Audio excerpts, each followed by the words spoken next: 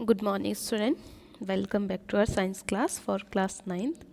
This is your next revision class for chapter number 11, work and energy. Okay, तो इस chapter में हम जो है मेनली वर्क और एनर्जी के बारे में डिस्कस करने वाले हैं. ठीक है, तो इसमें जो है आपको ये देखना है कि वर्क के लिए जो आपके मेन क्वेश्चन है कुछ जो कि आपके वन वर्ड टाइप के हैं, fill in the blanks type के क्वेश्चन बनते हैं, मैच द कॉलम. तो इसमें आपका क्या है, जितने भी जो ऐसा यूनिट है वर्क के लिए या फिर जितने भी जो फॉर्मूले हैं वो सब आपको पता होना चाहिए. ठीक है, तो वर्क की ऐसा यूनिट क्या है, वो है जूल. ठीक, और उसके बाद जूल के अलावा अगर वर्क के फॉर्मूले की बात करें तो वर्क होता है W=F/S. ठीक है, तो F क्या होता है, ये आपका होता है फोर्स और S आपका है डिस्प्लेसमेंट, है ना.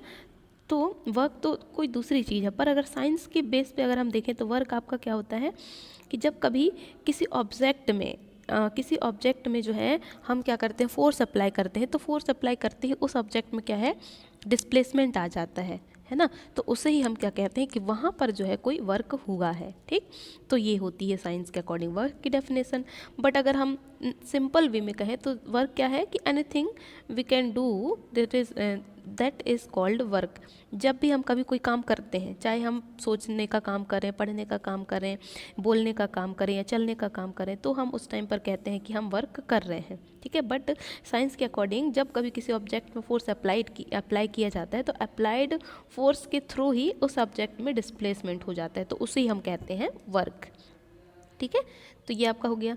तो ये हमने दो चीज़ें बता दी. अब इसमें जो है ये क्वेश्चन है, ये बहुत ही सिंपल क्वेश्चन है, इसको तो आप आराम से कर सकते हैं, है ना. तो इसको हमने पहले रिवीजन क्लास में भी हमने इसे कराया हुआ है इस फॉर्मूले पर कि आपका फोर्स दिया है और आपका क्या है, डिस्प्लेसमेंट है. तो इसके बेस पर आप जो है एफ एंड एस में फॉर्मूले में वैल्यू पुट करेंगे और आपको जो है इसका आंसर मिल जाएगा. और जो आंसर जो आना है वो आपका जूल में ही आना है. ठीक है, फिर ये हुआ. फिर उसके बाद इसमें जो है कुछ कुछ ऐसे क्वेश्चन है कि वन जूल वर्क क्या होता है, ये आपका इंपॉर्टेंट है ना.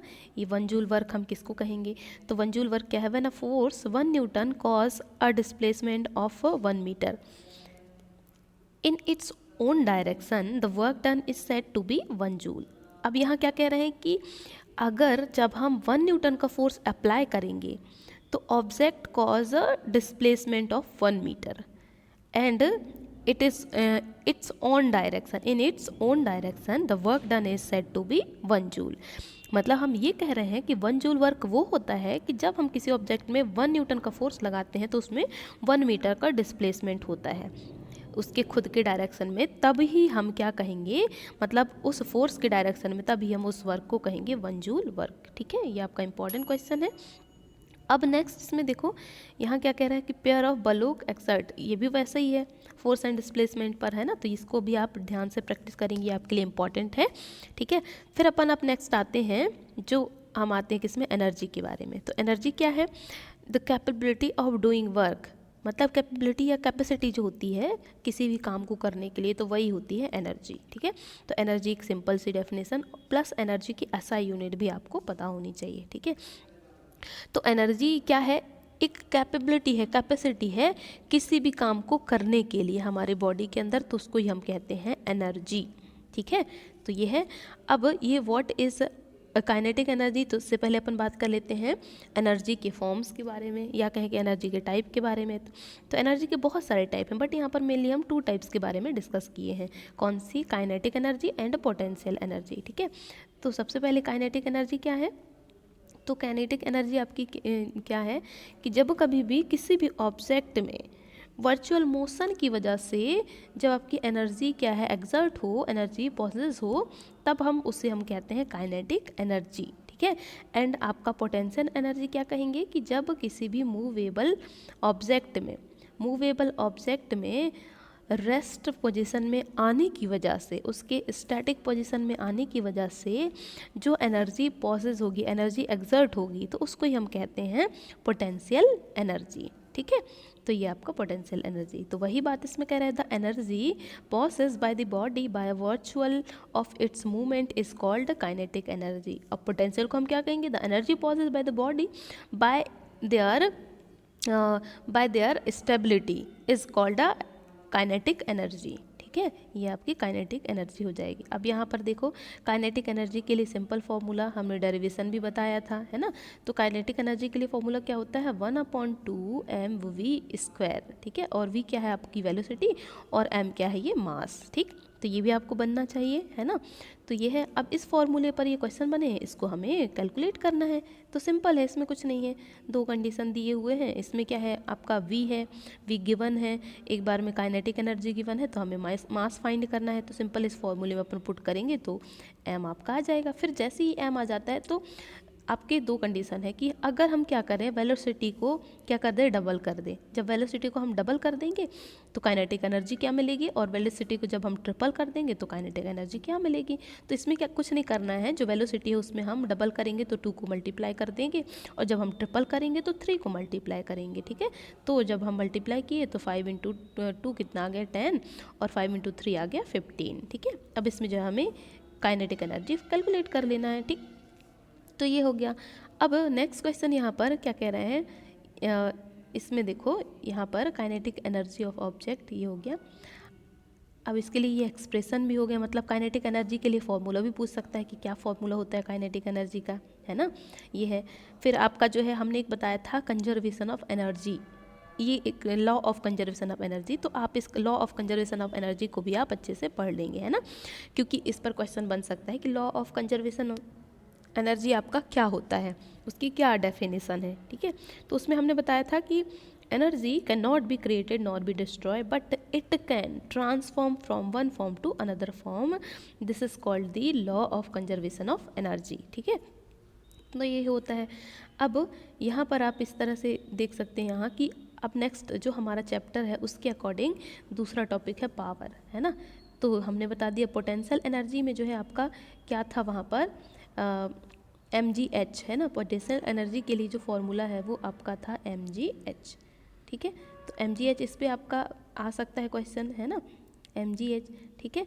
तो ये आपका पोटेंशियल एनर्जी के लिए PE पोटेंशियल एनर्जी के लिए फॉर्मूला, ठीक है। तो आप इसको कैलकुलेट करेंगे, इसको याद रखेंगे कि इसका फॉर्मूला क्या होता है, ठीक। इस पर जो है आपके क्वेश्चन भी आ सकते हैं, है ना, बट यहाँ पर क्वेश्चन नहीं बने हैं तो आपको इसको पढ़ने की ज़रूरत नहीं है। बट ये है कि उसका फॉर्मूला बनना चाहिए, प्लस अगर उसको पूछा जाए पोटेंशियल एनर्जी को उसकी डेफिनेशन प्लस उसके लिए डायग्राम, है ना, ये आपको आना चाहिए, ठीक है।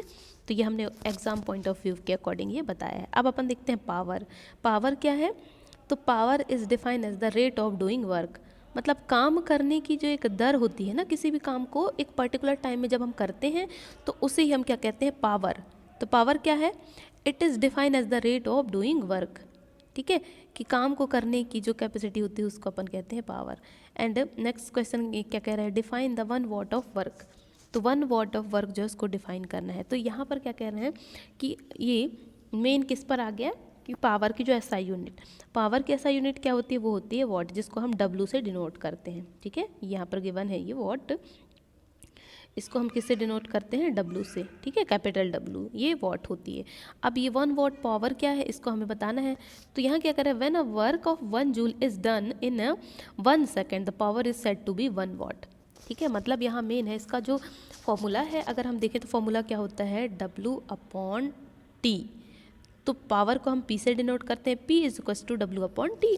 तो हम क्या कहेंगे, पावर कितना है, 1 joule of work is done in 1 second, then the power is said to be 1 watt। मतलब हम अगर इनकी सभी की वैल्यू 1 पुट कर दें तो क्या आ जाएगा, ये 1 watt का पावर आ जाएगा, ठीक है। कैसे, तो 1 जूल यहाँ पर हो जाएगा W की जगह में, एंड 1 सेकेंड यहाँ पर हो जाएगा। तो हम क्या कहेंगे, for doing 1 joule of work in 1 second the power is said to be 1 watt, ठीक है। तो ये आपका आ जाएगा इस तरह से, ठीक। अब इसके बेस पर जो कुछ मैथमेटिकल इक्वेशन दिए हैं तो इसको भी आपको कैलकुलेट करना है ना। तो ये बहुत ही आसान है, ये आप आसानी से कर सकते हैं, ठीक। फिर इसमें जो है देखो यहाँ पर कुछ इक्वेशन बने हुए हैं, क्वेश्चन, इन क्वेश्चन के अकॉर्डिंग जो हमें इसका आंसर देना है कि कहाँ पर, देखो क्या कह रहे हैं इसमें, look at the activity listed below, reason out whether or not a work is done in light of your understanding of them work. मतलब यहाँ पर हमें बताना है कि कहाँ पर वर्क हो रहा है और नहीं हो रहा है, ठीक है। तो सबसे पहले क्या है, Suma is swimming in a pond. तो जो यहाँ पर सुमा है वो क्या है, वो स्विमिंग कर रही है, कहाँ पर, पॉन्ड में। तो क्या वो वर्क कर रही है, तो यहाँ पर बिल्कुल वर्क करी, क्योंकि उस पर जो है एक फोर्स अप्लाई हो रहा है उसके बॉडी में, जिससे जो है वो एक जगह से दूसरी जगह वो मूव करते हुए जाएगी। तो यहाँ पर क्या है कि वर्क जो है डन हो रहा है। ठीक है, तो ये आपका आ जाएगा। ठीक, फर्स्ट का क्या आ जाएगा इसमें, a force act on a body there is a displacement of the body, मतलब यहाँ पर क्या हो रहा है, फोर्स भी वर्क कर रहा है प्लस डिस्प्लेसमेंट भी हो रहा है, इसलिए वर्क डन हो रहा है। एंड सेकंड है, अ donkey is carrying a load on it's back. तो क्या जो डोंकी है वो आपका वर्क जो है मतलब ये काम कर रहा है कि नहीं, तो उसने जो है कैरी किया हुआ है पर उसमें कोई भी डिस्प्लेसमेंट नहीं हो रहा है। हम उस पर फोर्स तो अप्लाई कर रहे हैं पर डिस्प्लेसमेंट नहीं हो रहा है ना। तो यहाँ पर हम क्या कहेंगे कि while carrying a load, donkey has to applied force in the upward direction but displacement of the load is the forward direction। तो यहाँ पर क्या है, डिस्प्लेसमेंट किधर होगा, फॉरवर्ड डायरेक्शन में। Since displacement is perpendicular to force the work done is zero. तो इस वजह से जो यहाँ पर काम जो है वो जीरो हो जाएगा, मतलब ये कह रहे हैं कि डिस्प्लेसमेंट हो ही नहीं रहा है यहाँ पर, तो काम उसका जीरो हो जाएगा। ठीक है, अब नेक्स्ट क्वेश्चन क्या कह रहा है इसमें, सी वाला, a wind mill is lifting water from a well. जो विंड मिल है वो पानी को जो है लिफ्ट करके ऊपर कुएं से जो है खींच रहा है। तो इस पर क्या है, तो यहाँ पर क्या कह रहे हैं कि windmill work against the gravitational force to lift water, hence work is done by the windmill is lifting water from the well. तो बिल्कुल हो रहा है, क्योंकि यहाँ पर क्या है, हम क्या कर रहे हैं, जो बकेट है उससे हम क्या कर रहे हैं, पानी निकाल रहे हैं, मतलब उसमें हम जो है डिस्प्लेसमेंट लेकर आ रहे हैं। तो यहाँ पर डिस्प्लेसमेंट भी हो रहा है प्लस फोर्स भी अप्लाई कर रहे हैं अपन, किसके अगेंस्ट, ग्रेविटेशनल फोर्स के अगेंस्ट। तो ये आपका हो जाएगा वर्क डन हो रहा है। ठीक है, एंड नेक्स्ट क्या कह रहे हैं इसमें क्वेश्चन यहाँ पर कि green plant is carrying out photosynthesis. क्या ग्रीन प्लांट जो है फोटोसिंथेसिस करते हैं, तो उसको हम वर्क हो रहा है ये हम कह सकते हैं कि नहीं। तो क्या कह रहे हैं, in this case there is no displacement of leaf of plant therefore the work done is zero. तो जहाँ पर कहीं भी डिस्प्लेसमेंट ना हो तो मतलब वो वर्क क्या हो जाएगा, जीरो हो जाएगा। ठीक, अब next question, an engine is pulling a train. अब इंजन जो है, एक इंजन है वो क्या कर रहा है, ट्रेन को पुल कर रहा है, तो क्या वो वर्क कर रहा है। तो यहाँ पर बिल्कुल अगर डिस्प्लेसमेंट हो रहा है तो वर्क करेगा, मतलब वही है ना। तो an engine applied force to pull the train, this allowed to train to move in this direction of force, therefore there is a displacement in the train in the same direction, hence work is done by the engine on the train। क्योंकि वहाँ पर displacement हो रहा है इस वजह से वहाँ पर वर्क हो रहा है। ठीक है, अब नेक्स्ट क्वेश्चन यहाँ कह रहा है कि food grains are getting dried in the sun. अब देखो फूड ग्रेन्स ड्राई हो रहे हैं, तो क्या हम कहेंगे कि उसको वहाँ पर वर्क हो रहा है, तो बिल्कुल नहीं, क्योंकि वहाँ पर डिस्प्लेसमेंट हो ही नहीं रहा है ना। तो उसको हम कहेंगे कि वर्क डन जीरो हो गया। ठीक, फिर लास्ट क्वेश्चन क्या कह रहे हैं इसमें, sailboat is moving due to wind energy. तो यहाँ पर देखो सेल बोट मूव कर रहा है, तो यहाँ पर क्या वर्क हो रहा है, तो बिल्कुल यहाँ wind energy applied a force on the sailboat to push it in the forward direction, therefore there is a displacement in the boat in the direction of force, hence work done by wind on boat, मतलब work done हो गया है। ठीक है, तो ये हो गया। अब यहाँ पर आप देख सकते हैं इसमें कुछ इक्वेशन बने, इसको आप कैलकुलेट कर सकते हैं। ठीक, तो ऐसे क्वेश्चन के अकॉर्डिंग भी आपको आंसर करते आना चाहिए, क्योंकि अगर फोर्स तो लगा रहे हैं बट अगर डिस्प्लेसमेंट नहीं हो रहा है मतलब आपका काम जो है बिल्कुल जीरो हो गया। डिस्प्लेसमेंट होगा तभी हम कहेंगे कि वहाँ पर वर्क डन हुआ है। ठीक है, तो ये हो जाएगा आपका। फिर नेक्स्ट क्वेश्चन इसमें क्या कह रहे हैं कि what are the various energy transformation that occurs when we are riding a bicycle. तो कौन से मतलब एनर्जी का ट्रांसफॉर्मेशन कैसे होता है जब हम बाईसाइकिल राइडिंग करते हैं तब। तो देखो इसमें क्या है कि केमिकल एनर्जी ऑफ फूड, जो हमारे बॉडी के अंदर फूड है वो किस में चेंज होगी, change into heat and then to muscular energy. मतलब ये कह रहे हैं कि हमारी जो केमिकल एनर्जी जो फूड की है वो चेंज होती है हीट एनर्जी में, then heat energy change into muscular energy. On pedalling the muscular energy change into the mechanical energy. इस तरह से ये चेंजेस होते हैं। ठीक है, तो ये हो गया।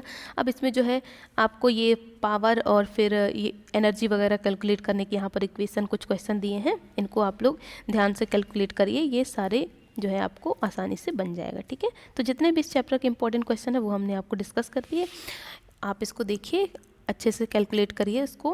कुछ डिफरेंट मेथड्स पर जो दिए हैं उन पर आप ये क्वेश्चन सॉल्व करके देखिए, आपको सारा ईजी लगेगा। ठीक है, तो चलिए मिलते हैं फिर नेक्स्ट वीडियो में next new class new chapter के साथ। ठीक है, तब तक के लिए thank you and have a good day.